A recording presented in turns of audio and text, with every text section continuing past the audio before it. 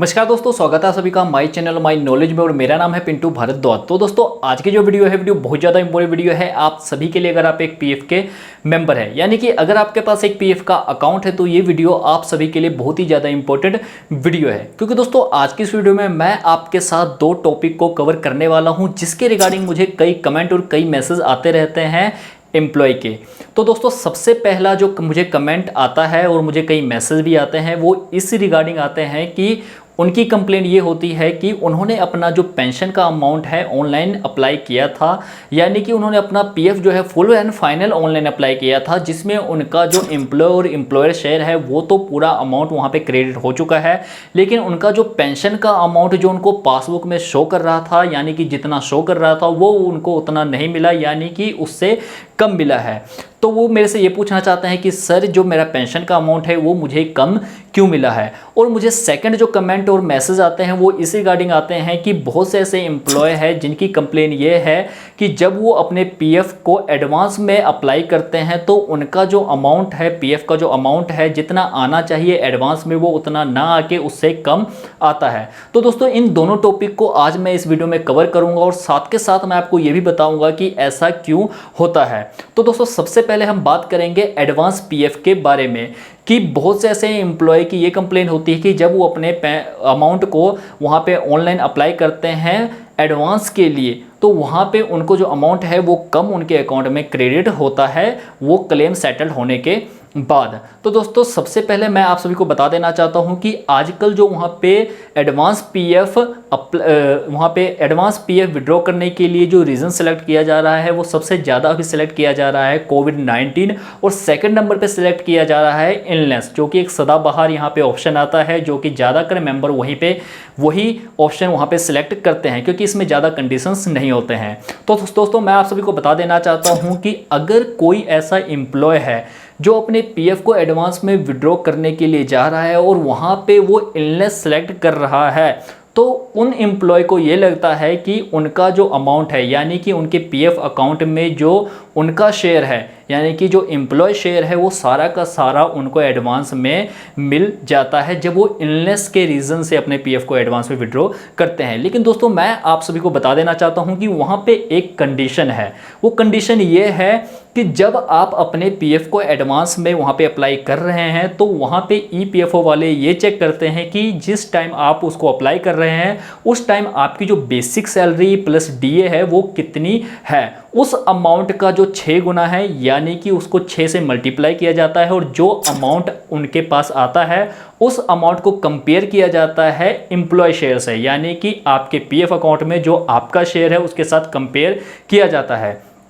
उन दोनों अमाउंट में जो अमाउंट वहाँ पे कम शो होता है वही अमाउंट आपको एडवांस में वहाँ पे आपके बैंक अकाउंट में क्रेडिट किया जाता है एडवांस क्लेम को सेटल्ड करने के बाद। अब मैं आपको बता देता हूँ कि कन्फ्यूज़न क्यों होती है। कन्फ्यूज़न इसलिए होती है क्योंकि जब वो अपने पासबुक में चेक करते हैं तो वहाँ पे एम्प्लॉय शेयर है वो उनको ज़्यादा शो करता है, लेकिन क्योंकि आपकी जो बेसिक सैलरी प्लस डीए का जो 6 गुना है वो अमाउंट कम है आपके एम्प्लॉय शेयर से, तो ईपीएफओ वाले आपका जो वो अमाउंट है जो 6 मंथ के आपकी बेसिक सैलरी मिला के बनती है वो अमाउंट आपको क्रेडिट कर देते हैं, जिसकी वजह से ये कन्फ्यूज़न क्रिएट हो जाती है। तो दोस्तों उम्मीद करता हूँ कि आपको ये बात समझ आ चुकी होगी। अब बात करते हैं कि अगर कोई ऐसा व्यक्ति यानी कि कोई ऐसा एम्प्लॉय है जो अपने पीएफ को एडवांस में विड्रॉ करता है और वहाँ पर रीज़न सेलेक्ट करता है कोविड-19, तो मैं आपको बता देना चाहता हूं कि बहुत से ऐसे एम्प्लॉय हैं जिनको ये लगता है कि वहां पे जो उनको अमाउंट एडवांस में क्रेडिट होगा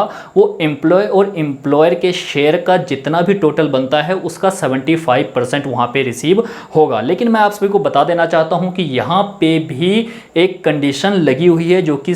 लगभग उसी के जैसी है। लेकिन मैं आपको बता देना चाहता हूँ कि जब आप अपने पीएफ को वहाँ पे कोविड-19 रीजन सेलेक्ट करके अप्लाई करते हैं एडवांस में तो वहाँ पे ईपीएफओ ये चेक करता है कि जिस टाइम आपने अप्लाई किया है उस टाइम आपकी बेसिक सैलरी प्लस डीए क्या है। उसको 3 से मल्टीप्लाई किया जाता है, यानी कि उसका जो 3 गुना अमाउंट है उस अमाउंट को कंपेयर किया जाता है आपके एम्प्लॉय और एम्प्लॉयर शेयर का जो टोटल है उसके 75% अमाउंट से। उन दोनों अमाउंट में जो उनको कम लगता है वही अमाउंट आपको मिलता है। तो यही कन्फ्यूज़न है जिसकी वजह से बहुत से ऐसे एम्प्लॉय को ये लगता है कि उन्होंने जो अपना एडवांस में पीएफ विड्रॉ किया है वो उनको कम मिला है। तो दोस्तों अब बात करते हैं पेंशन के अमाउंट के कम मिलने को लेके। तो बहुत से ऐसे एम्प्लॉय हैं जिनको ये लगता है कि जब भी वो अपने पेंशन के अमाउंट को ऑनलाइन अप्लाई करते हैं, यानी कि जब वो अपने पीएफ को full and final online apply करते हैं, उसमें जो उनका पेंशन का जो अमाउंट है वो उनको कम मिलता है। तो दोस्तों सबसे पहले मैं आप सभी को ये बता देना चाहता हूँ कि अगर आप किसी ऑर्गेनाइजेशन में वर्क कर रहे हैं और आप चाहते हैं कि आपकी मंथली पेंशन लग जाए, तो इसके लिए एलिजिबिलिटी है 9 साल 6 महीने से अधिक जॉब करना पड़ेगा आपको किसी ऑर्गेनाइजेशन में, तभी आप एलिजिबल होंगे मंथली पेंशन पाने के लिए। और दोस्तों मैं आपको बता देना चाहता हूं कि अगर आपकी जो सर्विस है 9 साल 6 महीने से कम है तो आप मंथली पेंशन के लिए एलिजिबल नहीं होते हैं, लेकिन आपको ये ऑप्शन जरूर मिलता है कि आपका जितना भी कंट्रीब्यूशन था ईपीएस में वो आपको मिल जाए इकट्ठा, या आप वहाँ पे सर्विस सर्टिफिकेट भी जनरेट कर सकते हैं। लेकिन मोस्टली जो एम्प्लॉय है वो वहाँ पे जितना भी अमाउंट है वो विड्रॉ कर लेते हैं। लेकिन उनकी कन्फ्यूजन ये है कि उनका जो अमाउंट है, यानी कि जो उनको पीएफ के पासबुक में जो पेंशन के सेक्शन में जो टोटल अमाउंट उनको शो हो रहा था, वो जब उनको अप्लाई करते हैं, यानी कि जब अप्लाई करने के बाद उनके अकाउंट में क्रेडिट होता है, तो वो अमाउंट वहाँ पे कम क्रेडिट होता है। तो दोस्तों मैं आपको ये चीज़ समझाने के लिए कि ऐसा क्यों होता है, सबसे पहले शॉर्ट में मैं आपको ये बता देता हूँ कि ऐसा इसलिए होता है क्योंकि कोई भी आपका पेंशन का जो अमाउंट है आपका फिक्स नहीं होता है, यानी कि वहाँ पे जो भी अमाउंट आपको शो करता है आपके पासबुक पे वो फिक्स नहीं होता है। मैं आपको बता देना चाहता हूँ कि ये उस टाइम कैलकुलेट किया जाता है जब आप अपने पीएफ को अप्लाई करते हैं, उसी टाइम आपके ईपीएस यानी कि जो पेंशन का जो अमाउंट है वो कैलकुलेट किया जाता है। उससे पहले आपका जो पेंशन का अमाउंट है वो फिक्स नहीं होता है। वहाँ पे आपको पासबुक में जो शो करता है वो एक राउंड फिगर अमाउंट होता है। अब मैं आपको ये बात बता देना चाहता हूँ कि ईपीएफ जो है, ईपीएस का जो आपका कंट्रीब्यूशन है उसकी जो ड्यूरेशन होती है वो 6 मंथ के गैप में की जाती है। यानी कि ईपीएफ में अगर आपने किसी ऑर्गेनाइजेशन में वर्क किया है 6 महीने से कम, यानी कि अगर आपने किसी ऑर्गेनाइजेशन में 6 महीने से कम वर्क किया है तो ईपीएफओ ये मान लेती है कि आपका ईपीएस में कोई भी कंट्रीब्यूशन नहीं है, क्योंकि वो 6 महीने के गैप पे ही इसको काउंट करता है। लेकिन अगर आपने किसी ऑर्गेनाइजेशन में 6 महीने से ज़्यादा काम कर लिया, यानी कि 6 महीने से ज़्यादा यानी कि 1 महीने आपने और लगा लिया, यानी कि 7 महीने किसी ऑर्गेनाइजेशन में काम कर लिया, तो ईपीएफ के नज़र में आपकी जो पेंशन की कंट्रीब्यूशन है वो 7 महीने की नहीं रहेगी, वो 1 साल की रहेगी। अगर आपने किसी ऑर्गेनाइजेशन में 1 साल से ज़्यादा काम किया, यानी कि 1 साल में 12 महीने होते हैं, आपने किसी ऑर्गेनाइजेशन में 13 महीने जॉब कर ली, तो ईपीएफ के नज़रों में आपकी जो पेंशन की कंट्रीब्यूशन है वो 1.5 साल की रहेगी, क्योंकि वो 6 महीने के ड्यूरेशन पे ही आपके पेंशन के कंट्रीब्यूशन को कैलकुलेट करते हैं। लेकिन अब मैं आपको बता देना चाहता हूं कि अगर आपकी जॉब 9 साल 6 महीने से कम है और आप अपने पीएफ को फुल एंड फाइनल अप्लाई कर रहे हैं, तो आपका जो पेंशन का जो अमाउंट है वो जो कैलकुलेट किया जाता है वो किस तरीके से कैलकुलेट किया जाता है। तो दोस्तों चलिए मैं अपनी लैपटॉप की स्क्रीन पे लेके चलता हूं और वहां पे मैं आपको समझाने की कोशिश करता हूं। उससे पहले मैं आपको बता देना चाहता हूं कि उसकी जो कैलकुलेशन होती है वो ईपीएफओ द्वारा एक टेबल है जिसका नाम है टेबल डी, उसके अकॉर्डिंग उसको कैलकुलेट किया जाता है। तो चलिए हम अपनी लैपटॉप की स्क्रीन पे चलते हैं। हेलो दोस्तों, तो ये देखिए मैं अपनी लैपटॉप की स्क्रीन पे आ चुका हूं और दोस्तों अब मैं आपको बताऊंगा कि अगर आपने किसी ऑर्गेनाइजेशन में 9 साल 6 महीने से कम जॉब की रही है और आप अपने पीएफ को फुल एंड फाइनल अप्लाई कर रहे हैं, तो उसमें जो आप फॉर्म नंबर 10C फिल करते हैं अपने पेंशन के अमाउंट को विड्रॉ करने के लिए, तो उस अमाउंट को किस तरीके से कैलकुलेट किया जाता है। तो दोस्तों सबसे पहले मैं आपको बता देना चाहता हूं कि अगर आप मेरी लैपटॉप की स्क्रीन पे देख रहे हैं तो यहाँ पे आपको एक टेबल डी यहाँ पे नजर आ रहा होगा। इसको मैंने अभी अभी ईपीएफओ की साइट से डाउनलोड किया है जो कि अपडेटेड है। यहाँ पे देखेंगे तो 23/6/2020 ये अपडेटेड लिस्ट है जो कि टेबल डी के नाम से हम जानते हैं। तो दोस्तों मैं आपको बता देना चाहता हूं कि जब भी आप अपने पीएफ को अप्लाई करते हैं तो उस टाइम आपके पेंशन के अमाउंट को कैलकुलेट किया जाता है कि कितना अमाउंट आपका बनता है, क्योंकि आपका पेंशन को जो अमाउंट है वो बिल्कुल भी फिक्स नहीं होता है। तो यहाँ पे अगर आप देखेंगे तो मैंने साथ में यहाँ पे कैलकुलेटर भी ओपन किया हुआ है, यहाँ पे मैं आपको कैलकुलेट करके दिखाऊंगा। तो ये जो कैलकुलेशन है वो उस टाइम की जाती है जब आप अपने पीएफ को अप्लाई कर रहे हैं। तो ईपीएफओ ये चेक करता है कि जिस टाइम आप अपने पीएफ को अप्लाई कर रहे हैं उस टाइम आपकी जो बेसिक सैलरी प्लस डीए मिला के जो आपको अमाउंट मिलता है वो कितना मिलता है। तो हम यहाँ पे मान लेते हैं कि आपकी जो बेसिक सैलरी और प्लस डीए मिला के जो आपका अमाउंट बनता है वो 10,000 बनता है। तो चलिए मैं यहाँ कैलकुलेटर में 10,000 यहाँ पे लिख देता हूं। तो ये आपकी बेसिक सैलरी प्लस डीए है। अब ईपीएफओ क्या चेक करता है जब आप अपने पीएफ को अप्लाई करते हैं, वो ये चेक करता है कि जिस टाइम आप अपने पीएफ को अप्लाई कर रहे हैं तब तक आपने उस ऑर्गेनाइजेशन में कितने साल तक जॉब की है। तो मैं आपको बता देना चाहता हूं कि ईपीएफओ आपके पेंशन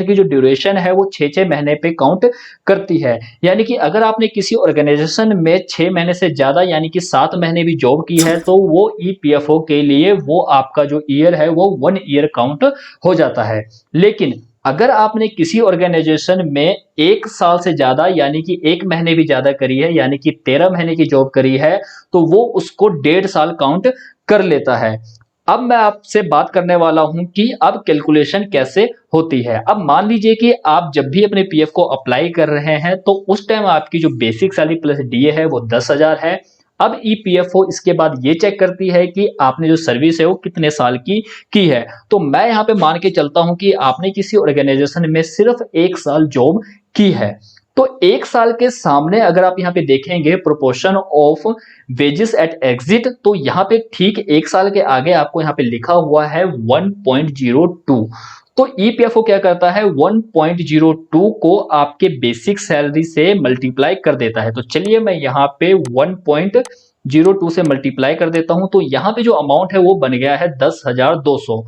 तो अब आप जब भी आप अपने पीएफ को अप्लाई कर रहे हैं तो फॉर्म 10C जो सेटल होता है उसमें आपको जो अमाउंट रिसीव होगा वो 10,200 रिसीव होगा। इसी तरीके से मैं अब आपके सामने एक और एग्जांपल देता हूं। चलिए मैं इसको क्लियर कर देता हूं। अब मान लीजिए कि आपने जब अपने पीएफ को अप्लाई किया तो उस टाइम आपकी जो सैलरी थी वो 10,000 ही थी, जो कि बेसिक प्लस डीए मिला के है। मैं इन हैंड सैलरी की बात नहीं कर रहा हूं, मैं बेसिक प्लस डीए मिला के जो सैलरी बनती है उसकी बात कर रहा हूं। तो वो 10,000 थी, लेकिन आपने जो जॉब की है वो 2 साल की कर ली है, ठीक है। तो ईयर ऑफ सर्विस आपकी 2 साल की थी। तो 2 साल के सामने इस टेबल में यहाँ पे लिखा हुआ है 1.99। तो ईपीएफओ क्या करेगा, आपकी जो बेसिक सैलरी प्लस डीए मिला के जो अमाउंट होता था उसको मल्टीप्लाई कर देगा 1.99 से, ठीक है। इसको इससे मल्टीप्लाई करेगा, उसके बाद जो अमाउंट है यहाँ पे आपको शो करेगा 19,900। तो 2 साल की सर्विस में आपका जो ईपीएस का जो बैलेंस है वो 19,900 बन चुकी है। तो यही अमाउंट आपको क्रेडिट होगा। तो आप इस बात को भूल जाइए कि आपके पासबुक में जो अमाउंट वहां पे शो कर रहा है ईपीएस का, सिर्फ मैं ईपीएस की बात कर रहा हूं, तो वही सेम अमाउंट आपको क्रेडिट होगा, क्योंकि इसकी कैलकुलेशन आप जब अप्लाई करते हैं उस टाइम की जाती है। यही एक रीजन है कि जब आप अपने पीएफ को पुराने वाले अकाउंट से नए वाले में ट्रांसफर करते हैं तो वहां पे आपका जो पेंशन का अमाउंट है जीरो ट्रांसफर होता है, क्योंकि आपका जो पेंशन का अमाउंट है वो फिक्स नहीं है। ये तो उस टाइम के लिए कैलकुलेट किया जाता है जिस टाइम आप अपने पीएफ को अप्लाई करते हैं, और उस टाइम आपकी जो बेसिक सैलरी होती है उसके अकॉर्डिंग ही उसको कैलकुलेट किया जाता है, और आपकी सर्विस हिस्ट्री को चेक करके वहां पे कैलकुलेट किया जाता है। उसको कैलकुलेट करने के लिए इस टेबल का यहाँ पे इस टेबल की हेल्प लेते हैं, टेबल डी की। और ये अपडेटेड लिस्ट है, इसको मैंने 23/6/2020 को जो अपडेट हुआ था वही लिस्ट यहाँ पे मैंने डाउनलोड करके आपको दिखाई है। हेलो दोस्तों, तो देखा आपने, अगर आपने किसी ऑर्गेनाइजेशन में यहाँ पे 9 साल 6 महीने से कम जॉब करी है और आपने पीएफ को फुल एंड फाइनल अप्लाई करते हैं तो वहाँ पे आपका जो पेंशन का जो अमाउंट है वो कम क्यों रिसीव होता है, यानी कि वो अमाउंट आपके जो पासबुक में शो करता है पेंशन का अमाउंट उसके साथ मैच क्यों नहीं करता है। तो आपने कई बार ऐसा देखा होगा कि आपकी एक्सपेक्टेशन कम होती है और आपको जो पेंशन का अमाउंट है वो ज़्यादा मिल जाता है, और कई बार ऐसा होता है कि आपके पासबुक में पेंशन का जो अमाउंट है वो वहाँ पे ज़्यादा शो कर रहा होता है, लेकिन आपको जो वो अमाउंट मिलता है वो काफ़ी कम मिलता है। ऐसा इसलिए होता है क्योंकि आपका जो पेंशन का अमाउंट है वो फिक्स नहीं है, वो उस टाइम कैलकुलेट किया जाता है जब आप अपने पीएफ को अप्लाई करते हैं। और जो कैलकुलेट करने का जो टेबल है वो मैंने आपको बता ही दिया है। तो दोस्तों इस वीडियो में इतना ही है, और अगर आपको वीडियो अच्छी लगी तो प्लीज़ वीडियो लाइक करिए और अपने फ्रेंड के साथ शेयर करिए, और मेरे चैनल को सब्सक्राइब करना मत भूलिए। धन्यवाद दोस्तों, जय हिंद।